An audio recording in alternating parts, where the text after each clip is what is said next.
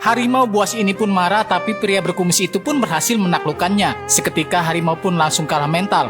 Jelas saja Sultan dan yang lainnya pun kaget guys, karena harimau itu tidak pernah tunduk kepada orang lain kecuali kepada Sultan. Walaupun tidak suka diperintah, Vermalu tahu kalau Sultan Abdullah Hasan itu sering mendonasikan bantuan kepada rakyat yang kurang mampu. Karena hal itu jugalah Vermalu pun bersedia mencuri berlian itu dari Aurangzeb.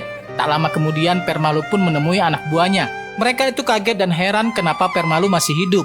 Di sini Vermalu pun menjelaskan semuanya dari awal sampai akhir apa yang diinginkan Sultan. Karena tidak punya pilihan lain, 4 sekawan itu pun setuju membantu Vermalu. Alhasil ke-8 orang itulah yang akan mengubah sejarah India.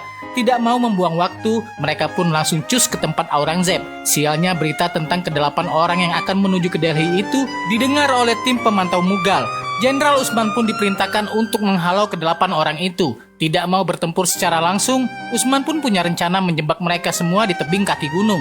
Tidak lama kemudian diperlihatkan kawanan burung yang berterbangan. Seperti mereka itu ketakutan guys. Sadar ada yang tidak beres, Vermalu pun meminta si Gulfam untuk melewati jalan memutar. Namun Gulfam yang sok hebat malah tidak mau mengikuti saran dari Vermalu. Kalau mereka memutar, mereka akan lebih lama sampai ke Delhi. Gulfam juga menuduh Vermalu akan melarikan diri. Singkat cerita, mereka pun melewati jalan di tepi jurang. Beneran saja apa yang diperkirakan oleh si Vermalu. Bebatuan pun mulai berjatuhan dan menimpa mereka. Bahkan Gulfam itu juga hampir tewas terjatuh dari tebing.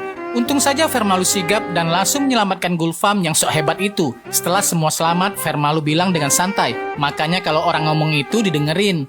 Oleh karena itulah mulai saat ini Vermalu yang akan memimpin mereka. Kalau Gulfam tidak setuju, silakan Gulfam pulang dengan antek-anteknya. Malam harinya mereka semua pun berkemah untuk beristirahat. Lalu pas Vermalu bermain musik, Gulfam malah emosi dan menyuruh Vermalu untuk diam. Tapi Vermalu tidak peduli dan dia dan anak buahnya pun malah bermain musik bareng-bareng dengan riang gembira. Tidak lama kemudian mereka semua pun pulas bobok guys.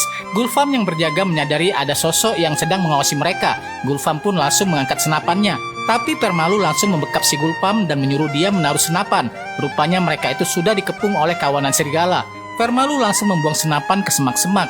Habis itu Vermalu mengambil obor agar para serigala itu takut. Tapi ini serigala tidak ada takut-takutnya guys. Alhasil Vermalu dan Raja Serigala pun langsung tatap-tatapan. Karena tatap-tatapan itulah Raja Serigala pun kalah mental dan dia pun mengajak kawanannya untuk bubar. Di sini Gulfam pun bertanya, mengapa Vermalu melarangnya untuk menembak itu serigala? Vermalu bilang kalau Gulfam menghabisi salah satu serigala, maka kawanan yang lainnya akan datang menyerang mereka. Disinilah Abdullah pun bilang, kalau yang dia tahu orang yang bisa berbicara dengan hewan itu cuma Nabi Sulaiman. Alfonso juga bilang, kalau menurut legenda Spanyol ada raja kuno